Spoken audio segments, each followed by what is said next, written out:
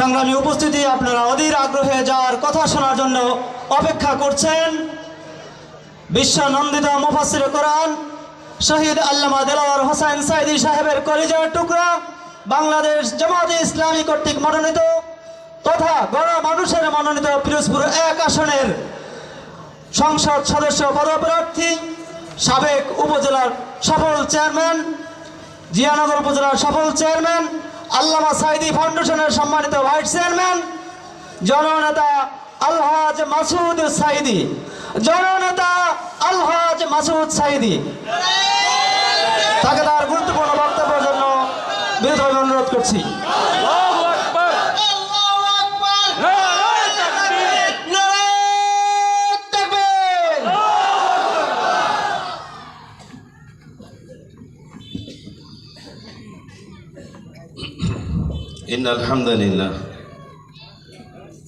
إن الحمد لله والصلاة والسلام على نبينا محمد وعلى آله وصحبه أجمعين.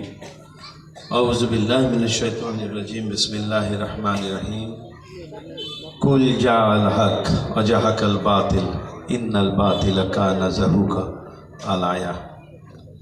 বাংলাদেশ জামাত ইসলামী 4 নং দীর্ঘা ইউনিয়ন কর্তৃক আয়োজিত আজকের এই বিশাল গণসমাবেশের সম্মানিত সভাপতি,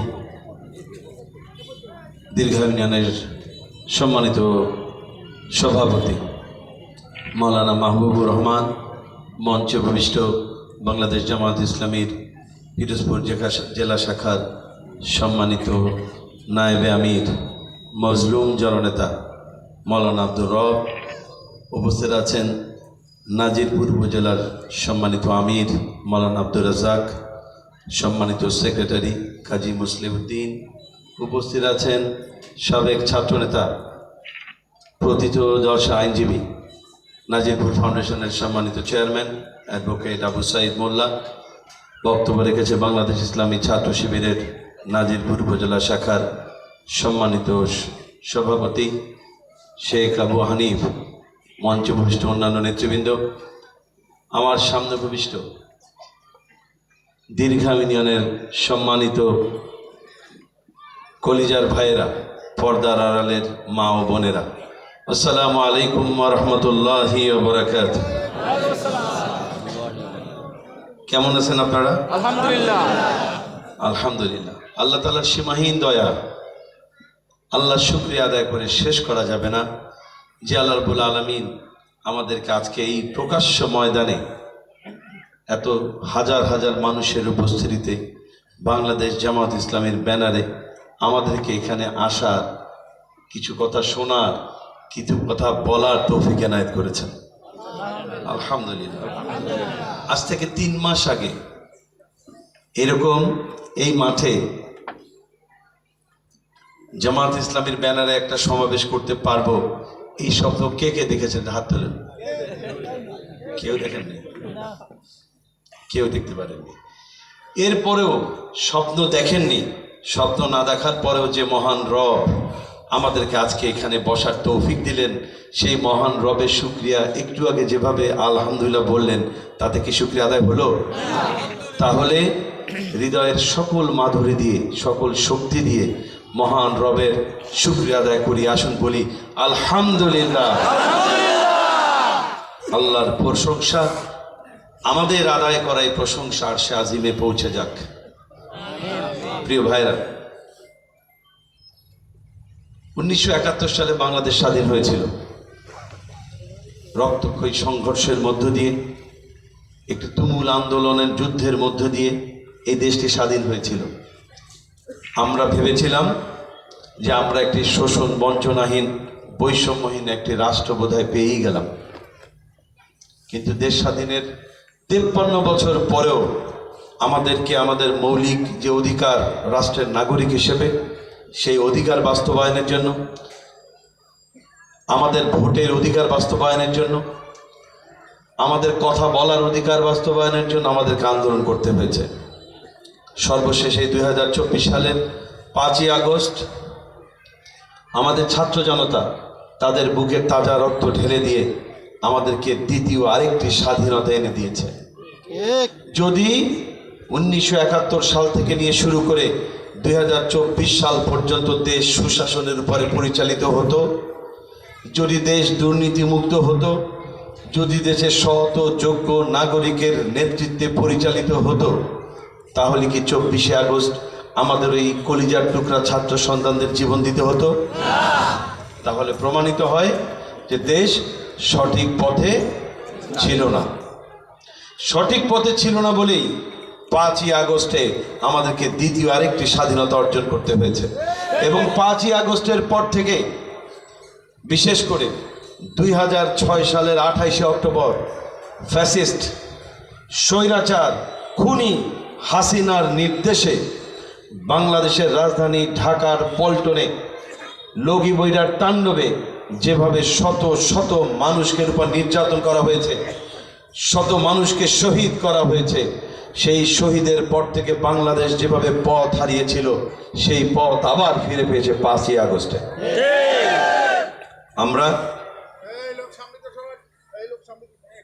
আমরা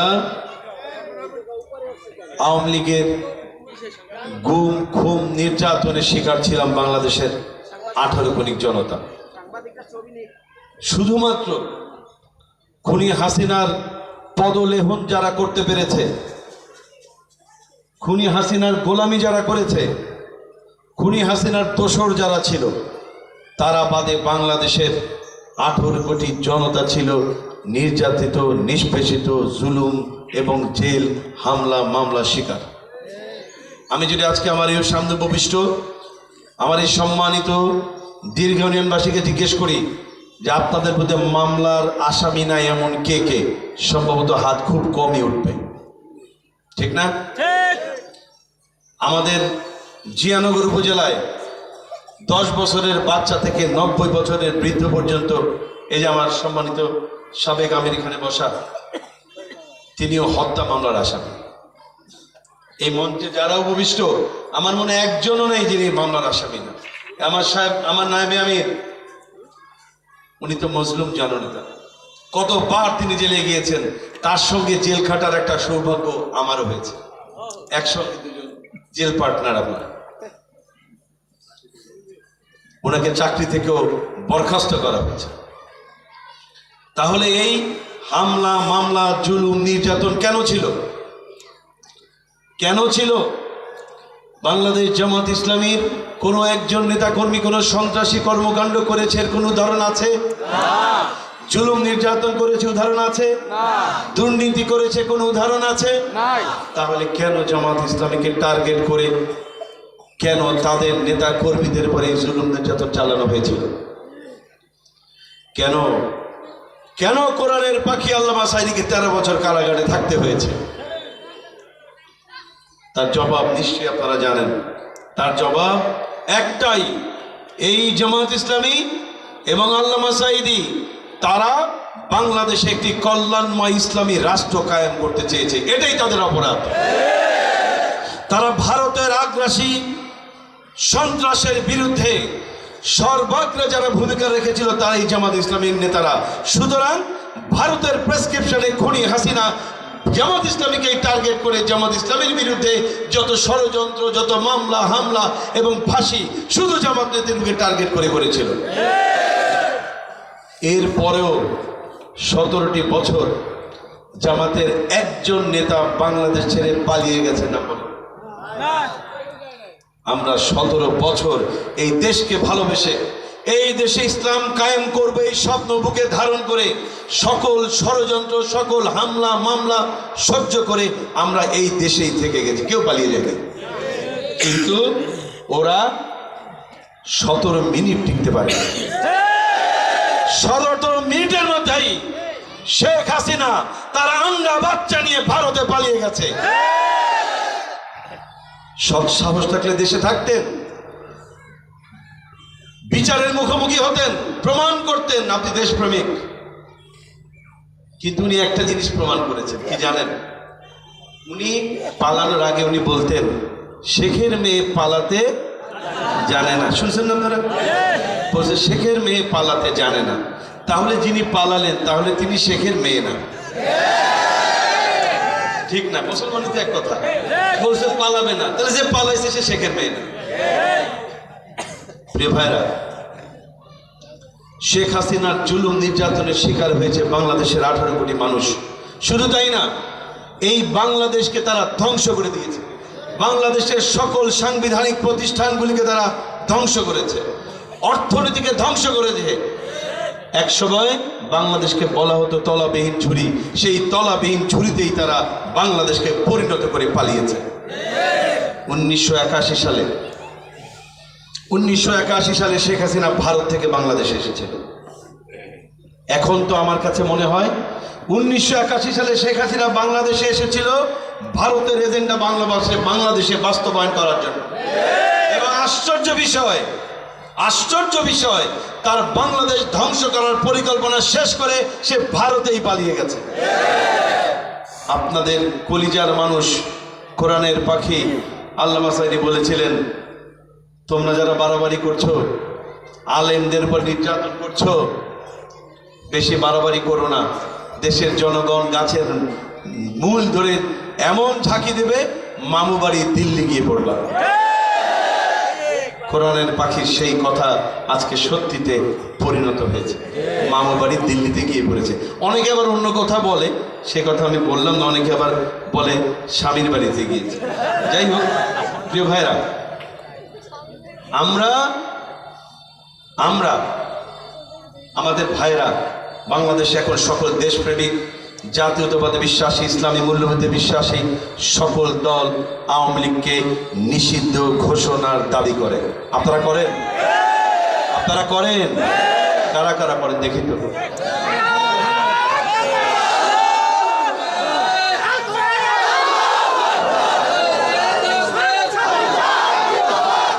প্রিয় ভাইরা, এই ফ্যাসিস্ট দল, এই সন্ত্রাসী দল, এই খুনিদের দল, যারা বাংলাদেশে গত 17 বছরে 5,000-এর উপরে মানুষকে বিনা বিচারে হত্যা করেছে, 800-র উপরে মানুষকে গুম করেছে।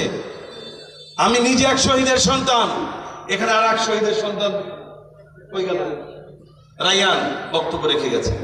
এরকম অসংখ্য শহীদের রক্তে রঞ্জিত এই বাংলাদেশে আওয়ামী লীগের রাজনীতি চলতে পারে না। প্রিয় ভাইরা, আন্তর্জাতিক অপরাধ ট্রাইব্যুনাল গঠিত হয়েছে, নিশ্চয়ই জানেন। আমাদের দাবি হলো বর্তমান অন্তর্বর্তীকালীন সরকারের কাছে ভারত থেকে ওই খুনি হাসিনাকে ধরে আনতে হবে। ধরে এনে এই আন্তর্জাতিক অপরাধ ট্রাইব্যুনালে যেখানে কোরআনের পাখি আল্লামা সাঈদীকে ওরা কষ্ট দিয়েছে, ওইখানেই হাসিনাকে ওখানে রাখতে হবে। বিচার শেষে বাইতুল মোকাররমে প্রকাশ্যে গাছের সঙ্গে ঝুলিয়ে শেখ হাসিনাকে ফাঁসি দিতে হবে। ফাঁসি ছাড়া শেখ হাসিনার আর কোনো বিচার হতে পারে না। বাংলাদেশের সকল দেশপ্রেমিক রাজনৈতিক দলের নেতৃবৃন্দকে তিনি অত্যাচার করেছেন।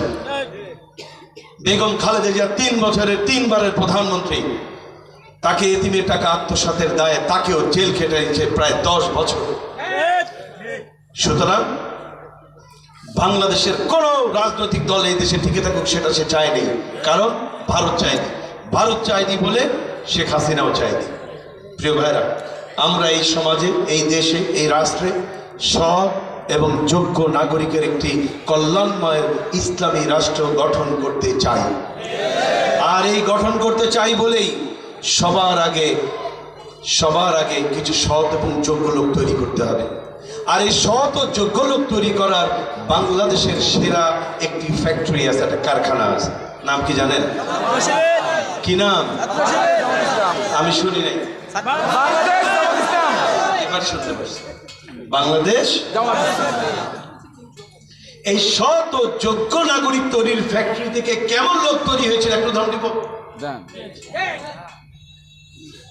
আপনাদের পরীক্ষিত, আপনাদের চোখে দেখা, আপনাদের প্রাণের মানুষ, আপনাদের কলিজার মানুষ, কোরআনের পাখি আল্লামা সাঈদী 10টি বছর আপনাদের খাদেম হিসাবে দায়িত্ব পালন করেছেন। আমার সামনে উপবিষ্ট হিন্দু মুসলমান যারা আছেন, এমন কেউ কি একজন দাঁড়িয়ে বলতে পারবেন 10 বছরে আল্লামা সাঈদী একটি টাকার দুর্নীতি করেছেন এমন কেউ এখানে আছেন? এমন লোক জামাত ইসলামী তৈরি করেছে। জামাতের 2 জন মন্ত্রী ছিল। 111 সরকারের সময় তন্ন তন্ন করে সমস্ত কিছু খোঁজা হয়েছে। সমস্ত রাজনৈতিক দল, এমন একটি রাজনৈতিক দল নেই যাদের দলের নেতারা তখন গ্রেপ্তার হয়নি, একটি দল বাদে। ওটার নাম কি? তাহলে কেমন লোক তৈরি করেছে আপনারা এবার নিজেরা বিবেচনা করেন। তাহলে তেমন লোক এই রাষ্ট্রে, এই সমাজে, এই দেশের নেতৃত্ব হাল গ্রহণ করুক, তাকে আপনারা চান না? আপনারা কি দেশকে ভালোবাসেন না? আমরা যখন একটা জামা পরি, পাঞ্জাবি পরি, টুপি পরি, 1 বছর 2 বছর 3 বছর ব্যবহার করি, ধুয়ে টুয়ে বিভিন্ন ভাবে, তাই না? এরপর একটা পর্যন্ত ফেলেই দিই, নাকি দেই না? আমরা ফেলে দিই। দেশ স্বাধীনের পর থেকে 53 বছরে বাংলাদেশের প্রতিষ্ঠিত যে রাজনৈতিক দল সব দেখা হয়ে গেছে না? দেখা হয়েছে না? দেখার কিছু বাকি আছে? একটা দল আছে না? সেই দলটা একটু দেখবেন না? ইনশাআল্লাহ দেখবেন না? যদি না দেখেন, যদি এই সমাজ সৎ ও যোগ্য লোক দ্বারা পরিচালিত হোক এমন ব্যবস্থা আপনারা না করেন, কারণ এখন তো আর ওই দিনের ভোট রাতে হওয়ার সুযোগ নেই, আছে নাকি? দিনের ভোট রাতে। আর একটা জিনিস হলো, রাতে ঘরের মাটি টাটি কেটে ঘরের ভিতরে ঢুকে ঘরের মাল সামানা নিয়ে যায়, আছেন একদল? ওদেরকে কি বলে? কি বলে? আমি বলি নাকি, আপনারা বুঝছেন? তাহলে শেখ হাসিনা 17 বছর একসাথে এক নাগারে বাংলাদেশের মানুষের ভোটের অধিকারকে চুরি করেছিল, আমাদের মৌলিক অধিকার চুরি করেছে, এই দেশের স্বাধীনতা চুরি করেছে, অর্থনৈতিক ব্যবস্থাকে দেশ লুটপাট করে সমস্ত টাকা বিদেশে পাচার করেছে। এই চোরকে তো আমরা দেখতে চাই না, এই চোরের দোসরদেরকে আমরা দেখতে চাইনি। এই 53 বছরে যারা দেশকে সুশাসন দিতে পারেনি তাদের কাউকে আমরা আর দেখতে চাই না। আমরা যারা দেশকে সুশাসন দিতে চাই, দেশে কারো বাবার মার আদর্শ প্রতিষ্ঠা করবে না, করবে আল্লাহ তাআলার এবং আল্লাহর রাসূলের আদর্শ যে প্রতিষ্ঠা করতে চায়, আমরা তাদেরকে দেখতে চাই। আমরা তাদের দ্বারা একটি বারের জন্য হলে দেখতে চাই যে তারা সত্যিকার অর্থেই এই দেশ প্রেমে উজ্জীবিত হয়ে এই দেশকে সোনার বাংলায় পরিণত করতে পারে কিনা, করে কিনা। আপনারা চান না ভাই? চান না? তাহলে সামনে সেই সুযোগ আছে, সামনে সেই সুযোগটা আছে। সুযোগটা একটু ছোট্ট করে উদাহরণ দিয়ে বলি। একটা মসজিদ, এই যে আমরা নামাজ পড়লাম মসজিদ, এই মসজিদে তো একজন ইমাম আছে, আছে না? এই ইমাম যখন আপনারা নেন, ইমাম নেওয়ার সময় কিছু চেক করেন না, আসলে নিয়ে নেন? কিছু পরীক্ষা করেন না? পরীক্ষা করে দেখেন দাড়িটা ঠিক আছে কিনা, টুপিটা আছে কিনা, পাঞ্জাবিটা ঠিক মতো আছে কিনা, টাকুর নিচে পায়জামা পরে কিনা, বউ পর্দায় আছে কিনা, মেয়ে পর্দা করে কিনা, ছেলে আবার জুয়া টুয়া খেলে কিনা, দেখেন তো। এরপরে ইমাম বাছাই দেন। তাহলে এই মসজিদে আপনারা নামাজ পড়েন কয়জন? কত? 100 200 না, আমি 500 বললাম। 500। আপনারা 500 মানুষ নামাজ পড়েন এই মসজিদে। 500 মানুষের নামাজ পড়া একজন ইমাম নির্বাচনের জন্য যদি তার 14 গোষ্ঠীর এত হিসাব নেন, তাহলে 5 লক্ষ মানুষের ইমাম যাকে বানাবেন তাকে চেক করবেন না? টেন্ডারবাজি করে কিনা, দুর্নীতি করে কিনা, নামাজ পড়ে কিনা, বেঈমানি করে কিনা, মুনাফিকি করে কিনা দেখবেন না? 53 বছর দেখি না, এবার দেখবো। দেখবেন না? আপনারা দেখবেন, একটু দেখেন।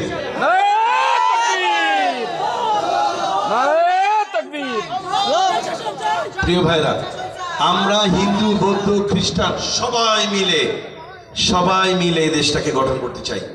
আমাদের কাছে, বাংলাদেশ জামাত ইসলামীর কাছে সংখ্যা লঘু বলে কোনো শব্দ নাই। সবাই আমরা বাংলাদেশের নাগরিক, সবাই আমরা বাংলাদেশের নাগরিক। এই রাষ্ট্রে একজন মুসলমান হিসেবে আপনার এবং আমার যে অধিকার আছে, একজন হিন্দু হিসেবে, রাষ্ট্রের নাগরিক হিসেবে তার সমান অধিকার, এক চুল পরিমাণ কম অধিকার নেই। আমাদের স্টেজে 2 জন হিন্দু নেতৃবৃন্দ আছেন। একজন তো সুখরঞ্জন বালি, যাকে কি বলে আমি সম্বোধন করবো আমি জানি না। আমি শুধু তার জন্য এটুকু দোয়া করি, আল্লাহ তাআলা তাকে যেন ঈমানের পথে নিয়ে আসে, আল্লাহ তাআলা তাকে যেন হেদায়েত দান করে। তো প্রিয় ভাইরা, আমরা একসঙ্গে দেশটাকে গঠন করতে চাই। আপনারা খোঁজ নিয়ে দেখবেন, দেশ স্বাধীনের পরে থেকে এই পর্যন্ত বাংলাদেশের হিন্দুদের সম্পত্তি যত দখল হয়েছে, যত জমি দখল হয়েছে, দোকান দখল হয়েছে, অর্থ আত্মসাৎ হয়েছে, সরকারের রিপোর্ট অনুযায়ী সমস্ত কিছুর সঙ্গে জড়িত আওয়ামী লীগ। কিন্তু তারা নাম চাপিয়েছে, দোষ চাপিয়েছে কার উপরে? সুতরাং আমরা জেনে শুনেও যদি এই ধরনের অপকর্মের সাথে আর কেউ জড়িত থাকি, কিয়ামতের দিন আপনাকে, আমাকে, আমাদের সবাইকে জবাবদিহি করতে হবে। আল্লাহ তাআলা আমাদেরকে ক্ষমা করেন এই ধরনের চগলখুরি বা মুনাফিকের হাত থেকে। প্রিয় ভাইরা, আমরা বাংলাদেশকে একটি কল্যাণময় ইসলামী রাষ্ট্র গঠনের জন্য আমরা বাংলাদেশ জামাত ইসলামীর ছায়াতলে আশ্রয় নেব।